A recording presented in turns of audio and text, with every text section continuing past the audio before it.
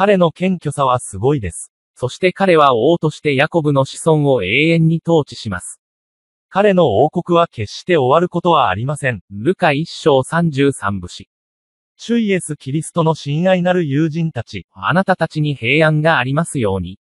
12月、クリスマスの月を迎えるたびに、地上におけるイエスの存在が世界と天を揺るがすまで、私たちはイエスがどんなお方なのかを知りたくなるはずです。今日の朗読で私たちは、この世におけるイエスの正体を目撃します。大天使ガブリエルが聖母マリアに現れた時彼はイエスの4つの正体について説明しました。それを知る前に、インターネットソリューション、リンソルのクリスチャンス・ハルト氏を招待し、愛の箱舟の時代の美しい家族、ケシアの賛美に同行して賛美を高めます。夜は静かで、星が輝いていて、という声が聞こえてきて、良い知らせを持ってきて、救い主イエス、ベツレヘムに来て、救い主イエス、ベツレヘムに来なさい。夜は静かで、羊飼いは驚いて、偉大な光を見て、ニュースでも聞いて、救い主イエス、ベツレヘムに来て、救い主イエス、ベツレヘムに来ました。イエスの4つのアイデンティティは次の通りです。1、イエスは神、最高の創造者であり、人となった方であり、恵みと真理に満ちた父の独り子と呼ばれています。イエスに従う人はすべて神の子と呼ばれます。神聖の文脈において、天使ガブリエルはイエスが人間として地上に降臨した神であると主張したいと考えています。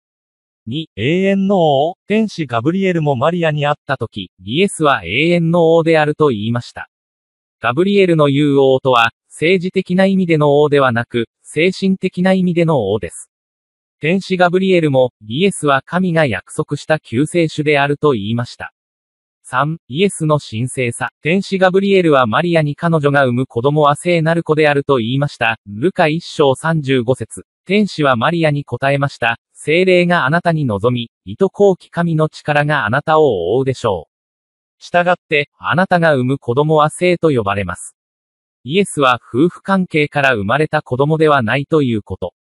4、イエスは神の意志によって生まれました。神はマリアを通してイエス・キリストの形でこの世に来られました。神だけが人類の救い主となり、世界のすべての罪を取り除くことができます。今年のクリスマスの勢いに乗って、あなたと私のために来てくださる正義の女王イエス・キリストを信じましょう。アーメン。今日のインスピレーション。イエスの4つのアイデンティティによって、私たちは心からイエスを信じるべきです。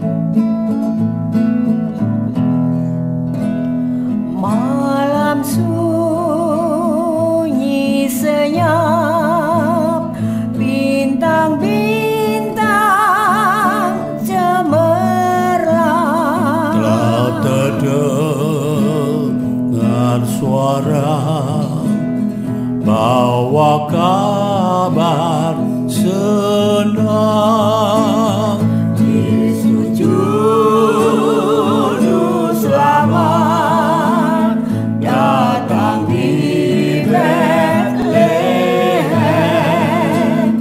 Yesus juru selamat datang di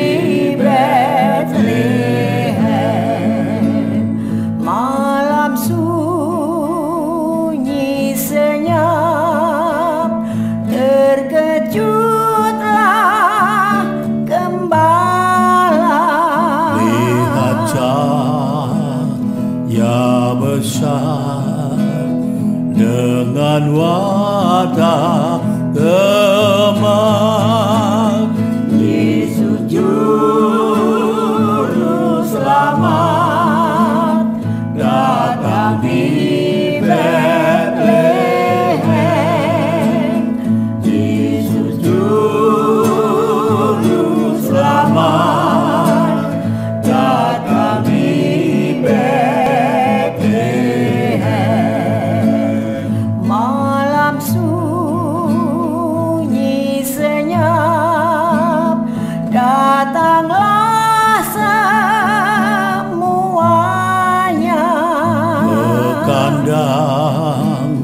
Efrata dan menyembah